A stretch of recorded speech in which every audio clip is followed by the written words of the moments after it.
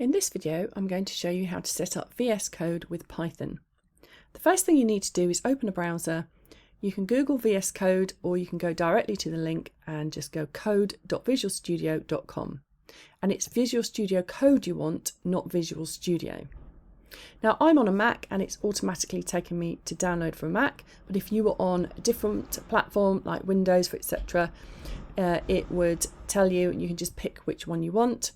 If you're on an Apple device, you can get a separate install for the Intel chip or the Apple Silicon, the M series chips. And if you're not sure, just pick Universal. And then again with Windows, just pick the latest one here at the top, and it will just download for you.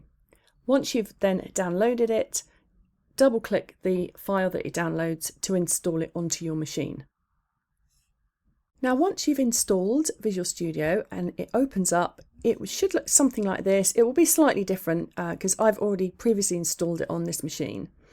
We're going to close down the agent. I 100% recommend that you don't use the AI agent to help you write your code. It will make you a much better programmer if you just ignore it for now. Now, before you start programming in Visual Studio Code, what you need to do is install the Python extension. So I'm going to click on this icon here for extensions. It toggles on and off, so you can just toggle on and off. And in the search bar here, just type in Python. Sometimes it just shows it anyway. And that's what you're going to install. I've already got it installed. It'll have a little install button there. So just click on that, and it should only take about a minute or so to install that. Once you've installed that, you can also do Code Runner, and for Code Runner you can install that as well. I will install it. You don't have to do that. I'm going to trust this. It's a very well used extension to Visual Studio. So now we have got our extensions, we can just toggle the extension code for Code Runner off. I'm just going to close that down and I'm going to create a Python file. So I'm going to go to File, you won't be able to see it in the screen, but it's File, and then I'm going to do New File and Python file. And it opens up here, and I'm just going to do the classic Hello World. And there's my code. It's already put the brackets and the end quotes in for me. And then if I run this, so if you click on run, run it is probably a good idea here. And when you run it, always run it Python file in dedicated terminal. This is the best way to run it in Visual Studio, and it's going to want me to save the file. So I'm just going to call it hello world.py and then save it. And you can see here it has it's in the terminal here, and it has printed out hello world. So that's my print here.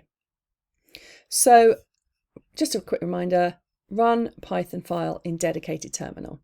So it's like running it on your machine directly. And that is the basics of getting Visual Studio set up on any machine. We're just going to look at one other important feature in VS Code, and that is the debugger. We can see here we've got this icon on the left-hand side, Run and Debug. And what we're going to do is I'm just going to add another couple of lines of code. So I'm just going to type user input equals input, enter your name, and then I'm just going to print out their name.